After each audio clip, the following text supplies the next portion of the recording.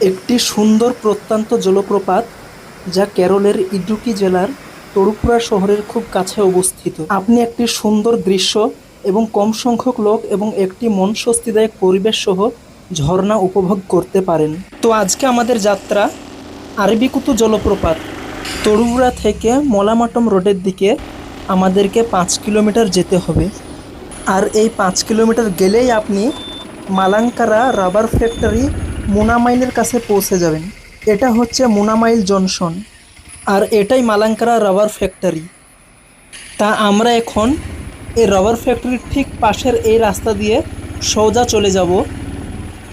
মুনামাইল junction থেকে আরও 200 metre অতিক্রম করার পর আমরা ঠিক এইরকম দুটো রাস্তা পাবো। তা একটি রাস্তা চলে গিয়েছে ক্যানেলের উপর দিয়ে, এটা ক্যানেলের উপর দিয়ে ব্রিজে যাওয়ার রাস্তা। আর এই ব্রিজের ঠিক বাঁ দিকে দিয়ে চলে গিয়েছে আরেকটি রাস্তা। তা আমরা এখন এই রাস্তা দিয়ে যাব। ক্যানেলের পাশ দিয়ে যাওয়ার রাস্তাটি খুব ছোট এবং সরু, চারিদিকে শুধু গাছ আর গাছ, আর রাস্তার দুই পাশে একদম জঙ্গলে ভরে গিয়েছে এবং ক্যানেলেও ততটা পানি নেই, কিন্তু মাছ দেখা যাচ্ছে।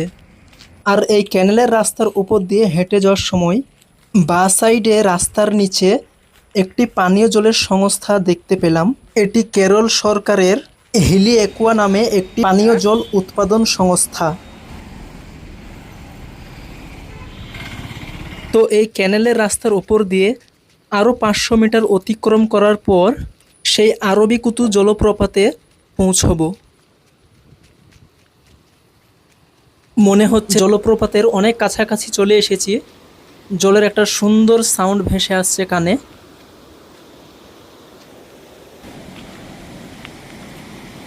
অবশেষে পৌঁছে গেলাম। এই সেই আরবিকুতু জলপ্রপাত, অনেক সুন্দর একটা দৃশ্য। এই ব্রিজের উপর থেকে জলপ্রপাতের ভিউটা অনেক সুন্দর দেখাচ্ছে। এটাই হচ্ছে সেই আরবিকুতু জলপ্রপাত। জলপ্রপাতটি এখনও পর্যটকদের নজরে পড়েনি, কারণ এটি ইডুক্কির প্রধান যানবাহন থেকে দূরে অবস্থিত। এটি খুব কম সংখ্যক লোক এবং একটি মন স্বস্তিদায়ক পরিবেশ আপনি ঝর্ণাসহ উপভোগ করতে পারেন। চারিদিকের পরিবেশটা অনেক সুন্দর, সবুজে ভরা, গাছপালা, আর আকাশটাও খুব সুন্দর। এটাই হচ্ছে আরবিকুতু জলপ্রপাত, অনেক সুন্দর একটা দৃশ্য। আমি এখন জলপ্রপাতের খুব কাছে যাওয়ার চেষ্টা করব। আমি একদম নিচে যাব এখন।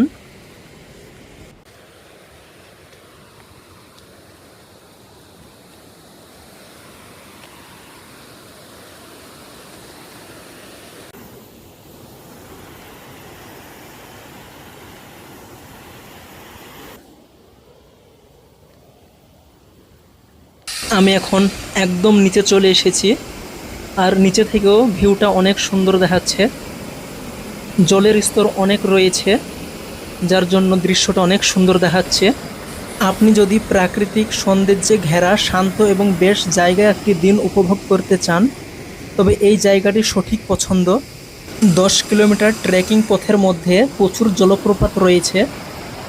আরবিকুতু জলপ্রপাত দেখার সেরা মৌসুম জুলাই থেকে জানুয়ারি মাস পর্যন্ত।